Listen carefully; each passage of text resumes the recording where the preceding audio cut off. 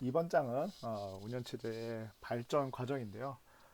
우리가 이제 컴퓨터가 나오고 난 다음에 한 1940년도 거의 이제 운영체제가 없던 시기죠. 어떤 시기에 이제 기계어, 단순 처리, 뭐 애니악이나 그런 수준에 있는 것들의 이제 최초의 시작이죠. 운영체제 없이 사람이 좀 운영을 하는 뭐 그런 거고요.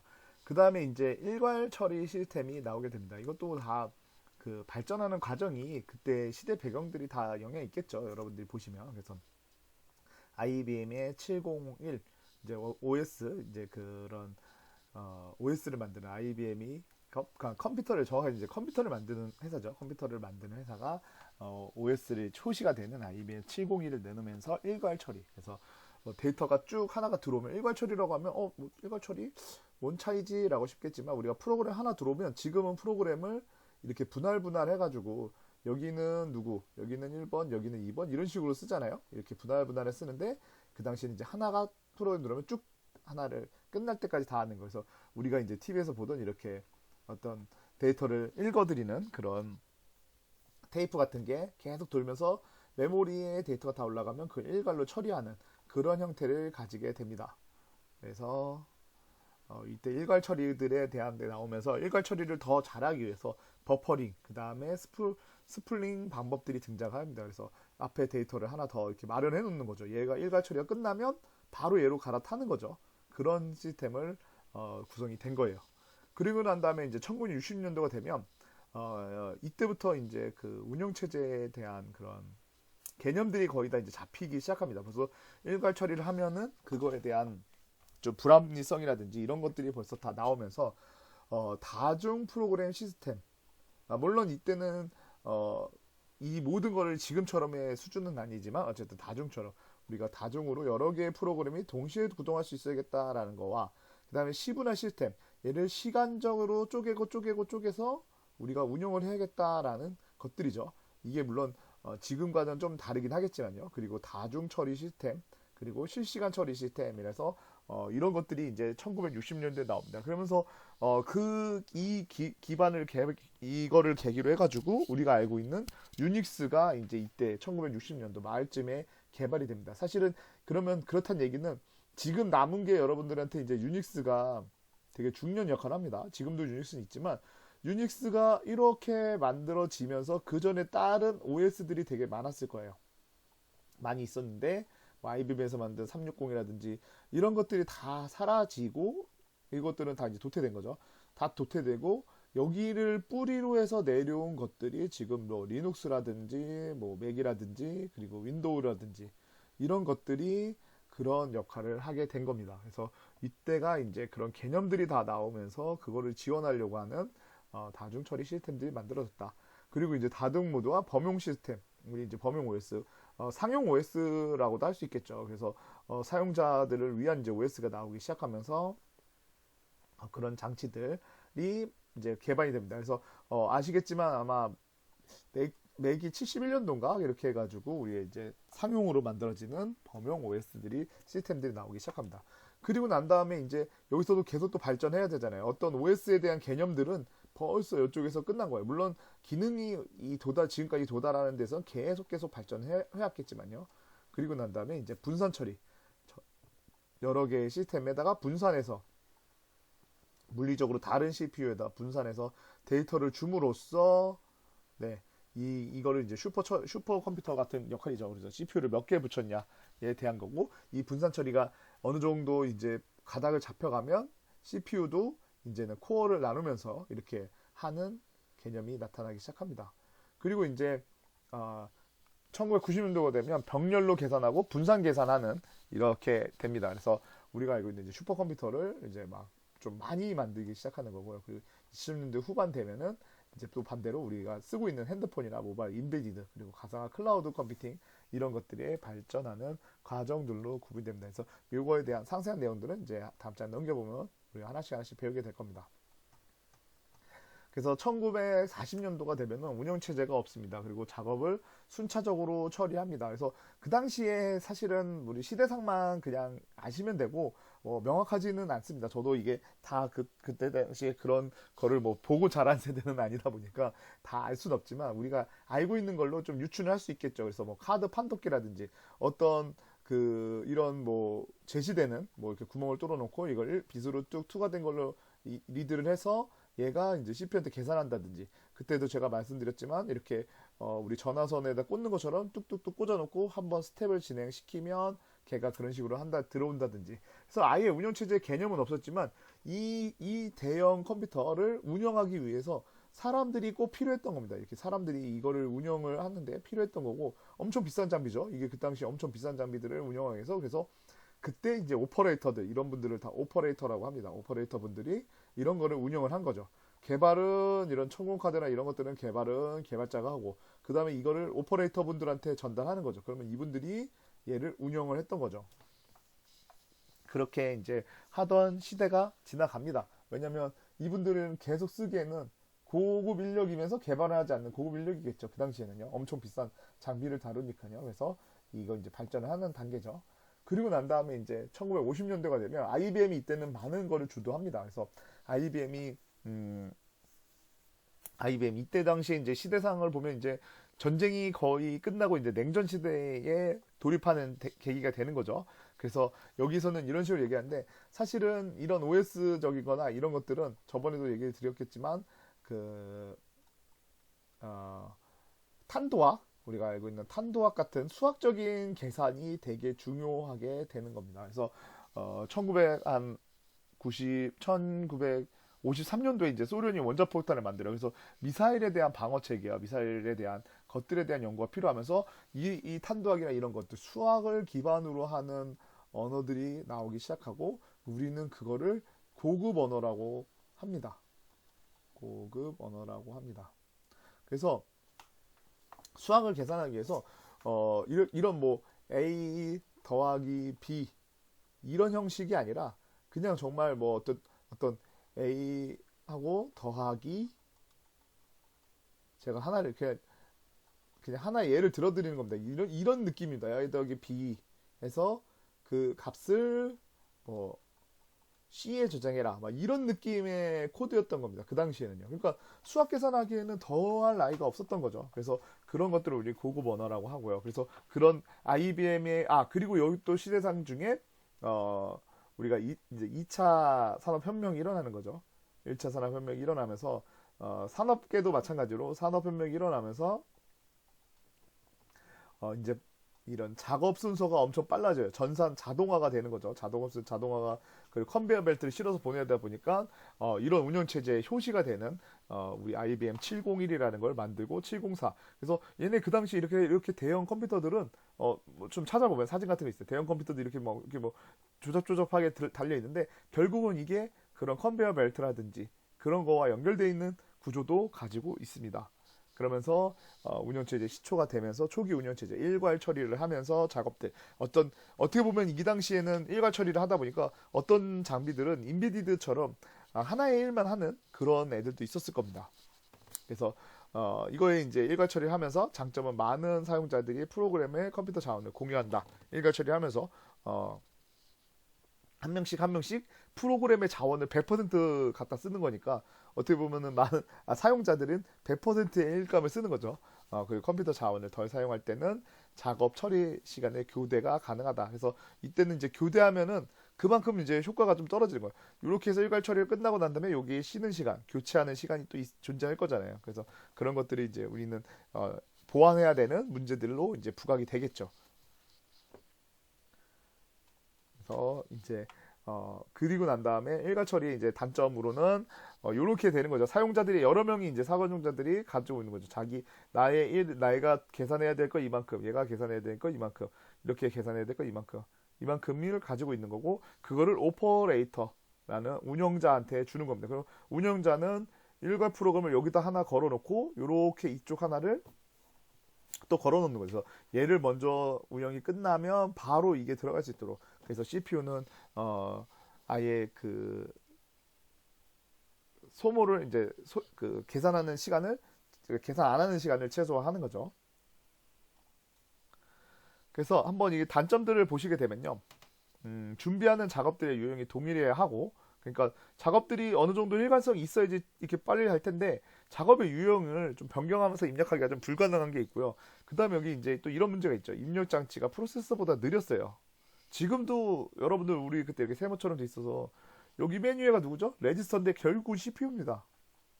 CPU고 그 밑에 캐시가 있는 거고, 이런 개념들이 왜 생겼을까요? 바로 이런 것 때문에 생기는 거죠. 프로세서가 느려요. 프로세서가 입력장치가 프로세서보다 느리다 보니까 이렇게 느린 애가 이쪽에다 1을 주고 싶어요. 그러면은 그 당시에 다시 이거를 이제 이렇게 표현하지 말고 다 지웁시다. 네. 이렇게 되어 있는 것 중에 여기 CPU가 여기 있고 이 사이에 이런 개념이 없는 거죠. 그리고 그냥 제일 느린 그 당시에 뭐 가장 느린 걸로 우리가 얘기하면은 자기 테이프죠. 자기 테이프.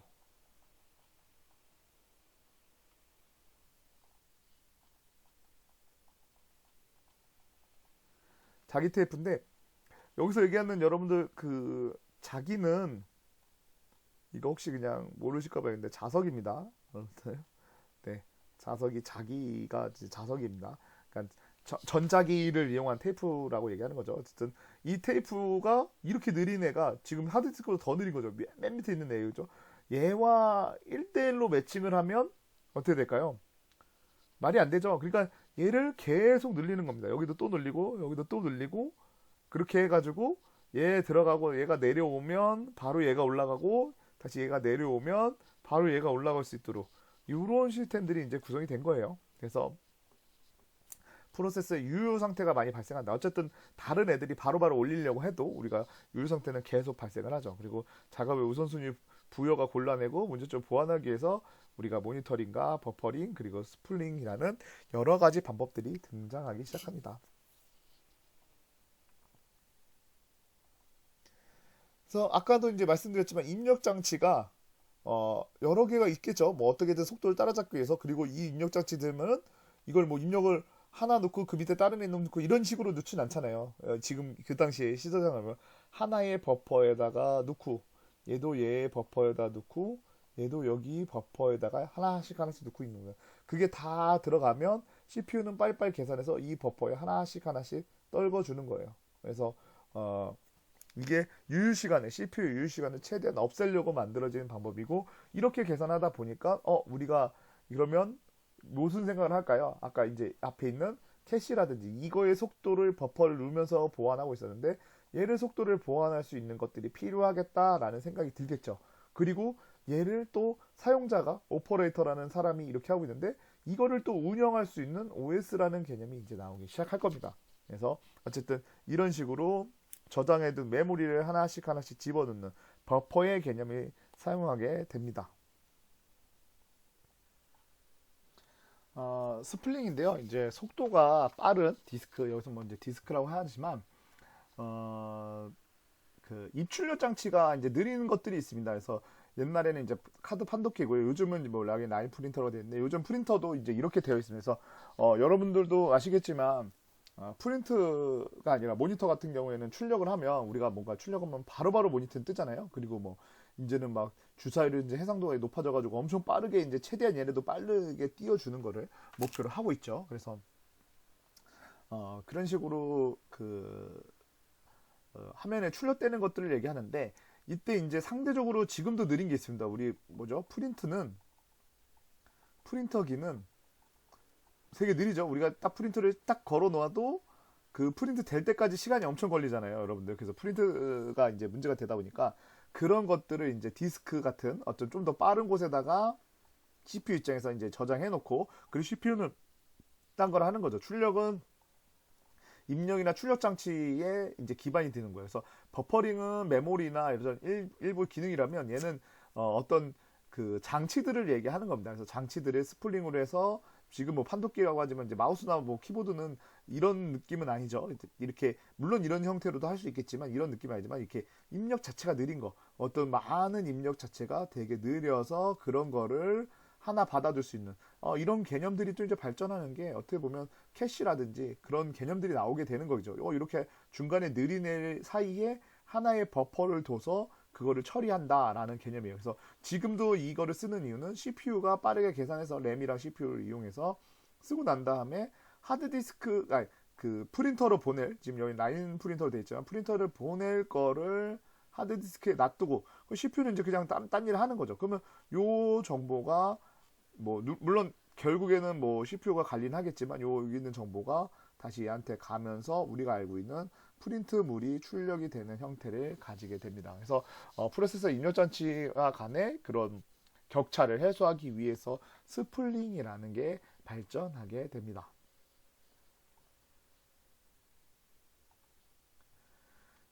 이제 그 1960년도가 되면서 다중 프로그래밍, 시뷸럴 프로그래밍, 다중 처리, 실시간 시스템들이 이제 개념과 이런 것들이 만들어지게 됩니다. 그래서 그 IBM 360, OS 360이라서 IBM이 이때는 이제 뭐 그 마이크로 프로세서라고 하기에는 우리 마이크로 프로세서 시초가 아마 71년도, 네, 71년도에 인텔의 4004라는 최초의 이제 마이크로 프로세서 아마 상용화되는 개인용 컴퓨터가 될 수 있는 단계의 CPU가 이제 만들어진 게 404고요. 그 이전에 그리고 또 그 이전에 있던 것들은 사실 많이 없어졌죠. 네, CPU는 이제 이 당시에 이제 인텔이 통일해가는 과정이었죠. 인텔이 통일해가는 과정이었고, 사실 인텔은 그 램을 만드는 회사였어요. 제가 알기로는 램을 만드는 회사였고, 램보다는 우리가 알고 있는 여러분들 이제 많이 들어봤겠지만 시스템 우리는 시스템 반도체, 예, 비메모리 시스템 반도체라고도 하고, 그 다음에 비메모리라고 하는 거는 비메모리라고 하면 이거는 그냥 CPU가 되겠죠. 계산을 처리할 수 있는. 그리고 일반적으로 메모리 반도체, 시스템 반도체에 비메모리 반도체 이렇게 구성이 되는데 인텔도 그걸 느끼고 메모리를 만들다가 이제 얘네도 시스템 반도체로 전향한 거죠. 그리고 메모리 반도체의 기술은 일본 쪽으로 이제 넘겨주는 작업이에요. 그리고 그런 기술들이 다시 우리의 삼성이나 SK로 들어오는 그런 역사가 있는 겁니다. 그래서 어쨌든 1960년도에는 인텔도 IBM도 CPU를 자기만의 독자적인 컴퓨터들을 다 만들어요. 그래서 이 CPU라는 개념은 가지고 있습니다. CPU라는 개념은 가지고 있는데 어쨌든 이렇게 구성이 되어 있습니다. 그래서 그런 장치들을 가지면서 우리가 그 장치 안에서 이 CPU 장치 안에서 다중 프로그램이 동시에 돌면서 그 다음에 시분할 처리 시간으로 세분화해서 이 프로그램 세분화하면서 얘와 얘를 다중으로 처리를 하겠다라는 거가 나오기 시작합니다. 그러면서 얘가 빨리 하면 이제 실시간적으로도 처리를 하는 거죠. 그래서 1964년도에 IBM OS 360이 나오면서 사실 이런 장치들을 어느 정도 하고 있었어요. 한데 그리고 난 다음에 1969년도 아마 그 칩은 아마 이때는 아직까지는 IBM이 나오게 되니까 PDP라는 걸로 해서 그 어셈블리나 뭐 포트란으로 이제 코딩하는 거예요. PDP라는 칩이 있었고 그 칩에 이제 1960년도에 이게 그 벨 연구소였나요? 벨 연구소에서 제가 만드신 분이 데니스랑 한 분이 이름이 생각이 안 나네요. 네.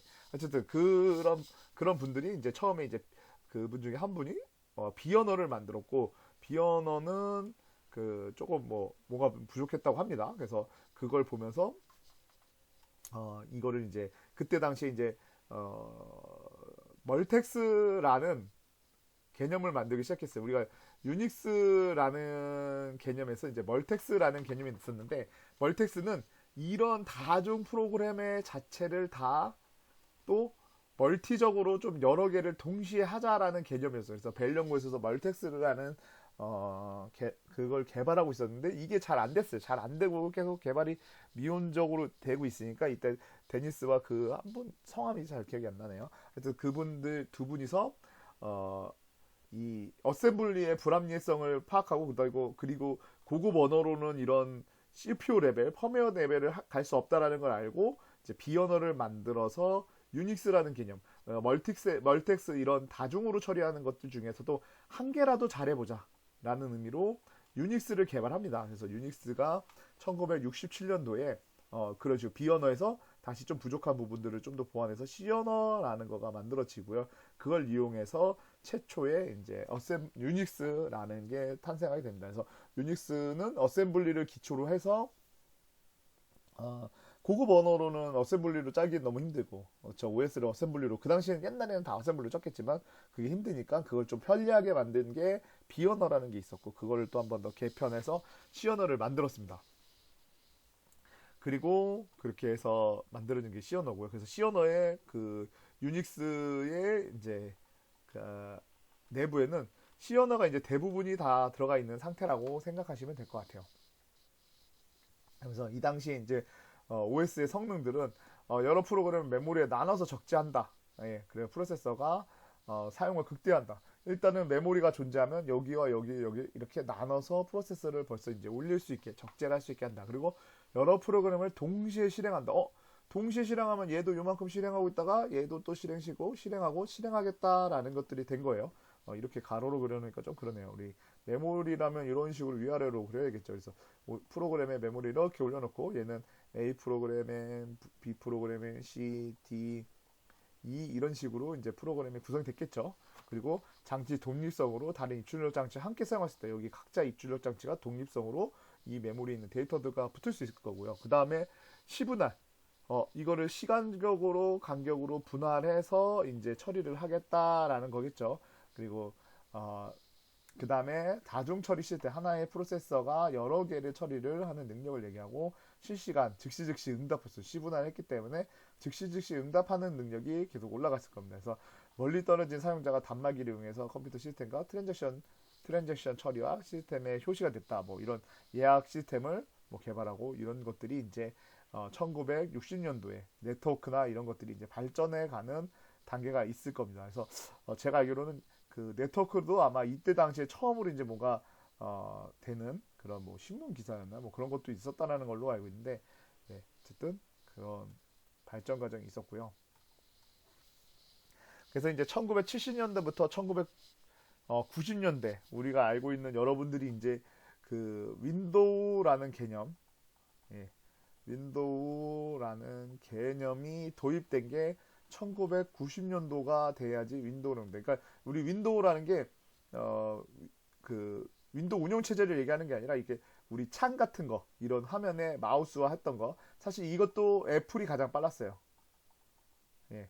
그래서 과거에는 이런 멀티적으로 디자인하는 분들이 멀티로 뭔가 디자인하기 위해서는 애플이 그 당시에 더 편했다고 합니다.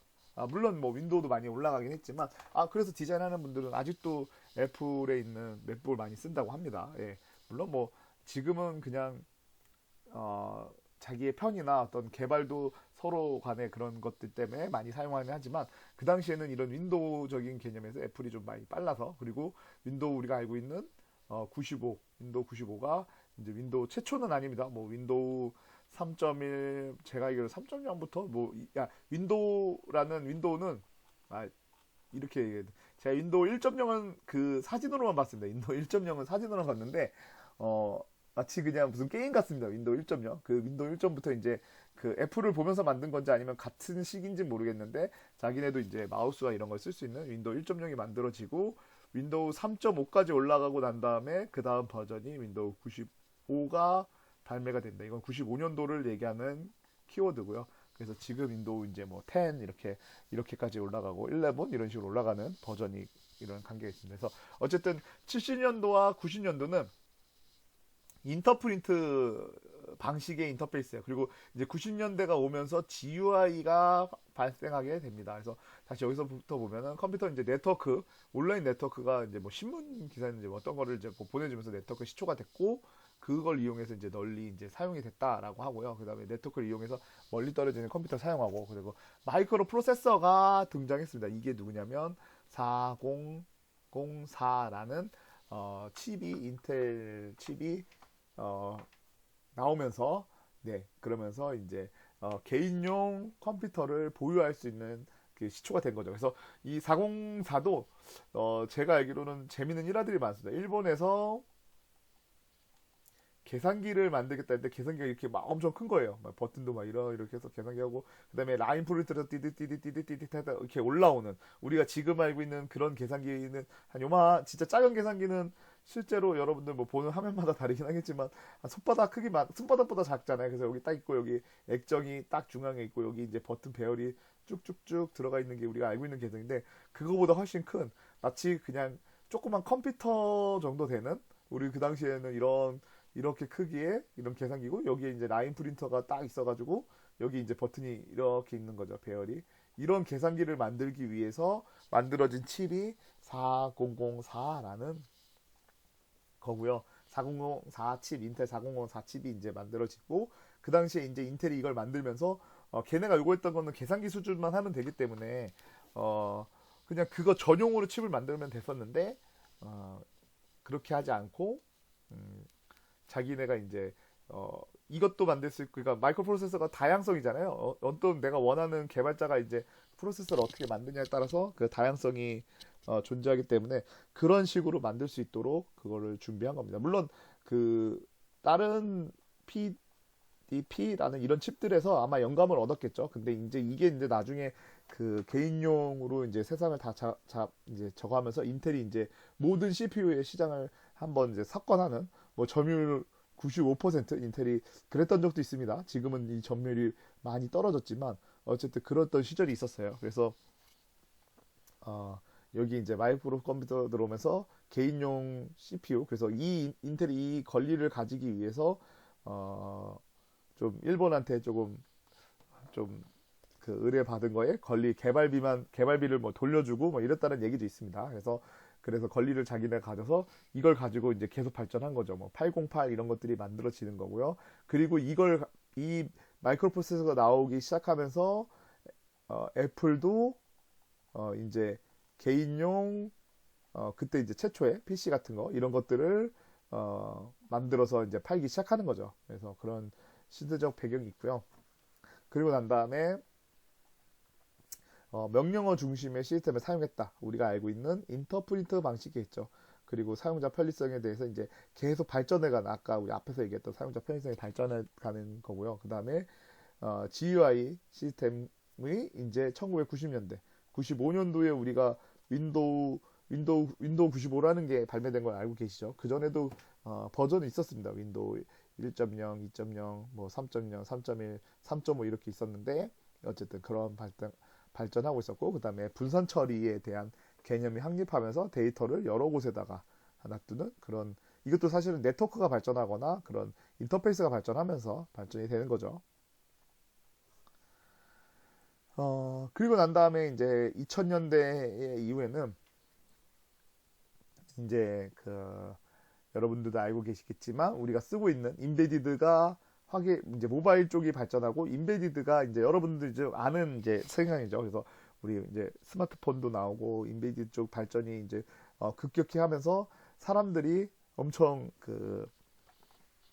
사용하고 있는 지금의 이제 모습으로 다가가는 거죠. 그리고 이제 가상화 클라우드 컴퓨팅도 발전하면서 IoT라든지 데이터가 이제 더 많이 생산하는, 인간이 만들어내는 데이터보다 이제 기계가 만들어내는 데이터들이 더 많아지는 세상으로 접어든 겁니다. 그래서 스마트폰, 태블릿이 대중화됐고, 그다음에 모바일 운영체제들이 이제 발달해갖고, 그래서 스마트폰에 이렇게 있었는데 지금 뭐 다 사라졌죠? 뭐 이런 거 뭐 볼 수가 없죠? 다 볼 수가 없죠. 다 볼 수가 없습니다. 지금 남은 건 이렇게 둘이 남는데, 예, 이렇게 됐고, 그다음에 사물 인터넷이 발달하면서 데이터들을 인터넷과 모두 다 연결해서 모두 다 갑자기 데이터를 만들기 시작합니다. 그래서 엄청난 데이터가 만들어지고 있고, 그런 것들을 이제 구글이나 아마존들이 클라우드를 바탕으로 이제 시장들을 장식해가는 그런 서비스들이 발전하는 과정을 오고 있습니다. 그래서 인베디드 이제 컴퓨터에 대해서 좀 더 말씀드리면, 인베디드 같은 경우는 자동차에도 컴퓨터가 있고요. 비행기 제어 시스템이라든지 공장, 디지털 TV 뭐 이런 것들은 다 우리 여러분들 요즘 뭐 TV에도 지금 보면은 스마트 TV라고 나와 있죠. 스마트 TV인데 스마트 TV가 사실 여러분들이 범용 OS라고 하기에는 뭐 좀 설치도 되고 하긴 하는데 조금 부족해요. 그쵸?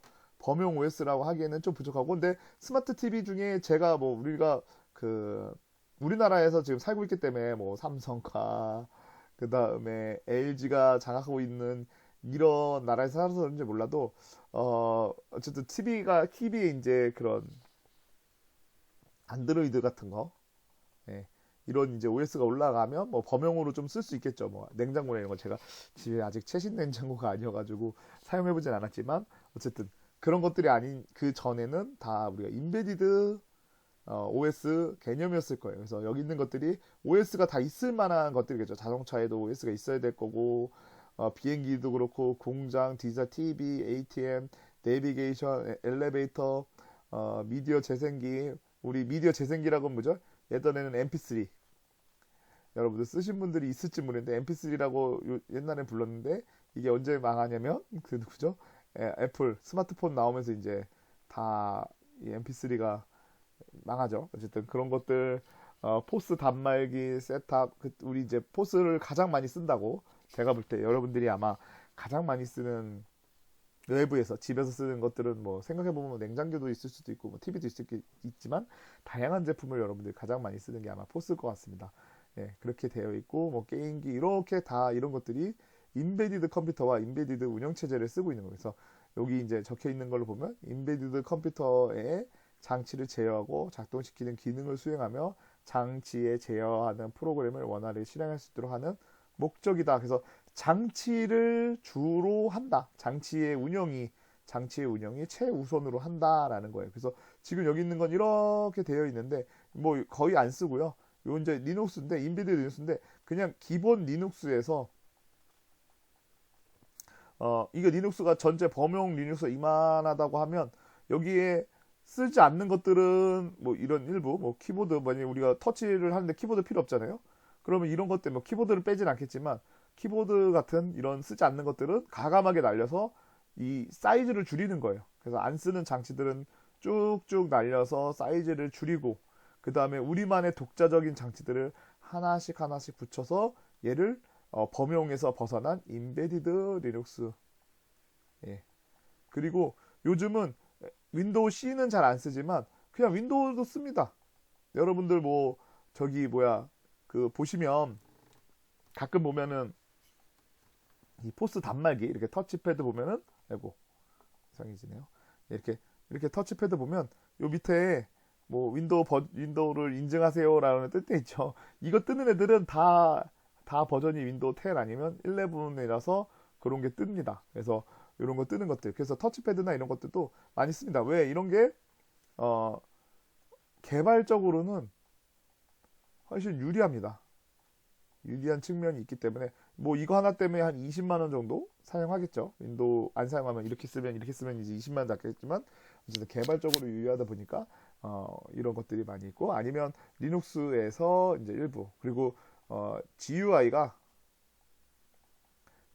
아무래도 윈도우에서 개발하는 게 좀 더 장점이 있을 수도 있습니다.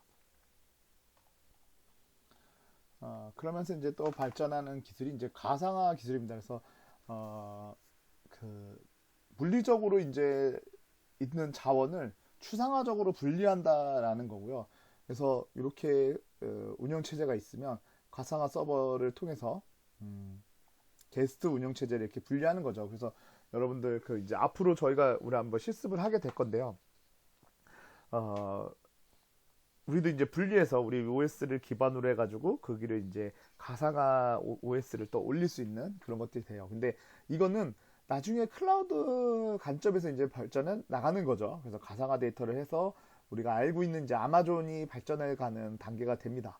그래서 PPT를 한 장 더 넘겨보시면 물리적인 서버 하나가 있는데 그걸 이제 여러 개를 분리해가지고 요렇게 많이 있는 게 호스트 우리가 알고 있는 OS가 하나 있고요. CPU가 있고 여기 CPU라기보다는 여기 하드웨어가 있고 여기 CPU가 있고 거기에 우리가 알고 있는 윈도우 같은 거를 넣고 그리고 하이퍼바이저 이게 이제 그런 거죠. 뭐 그 뭐죠?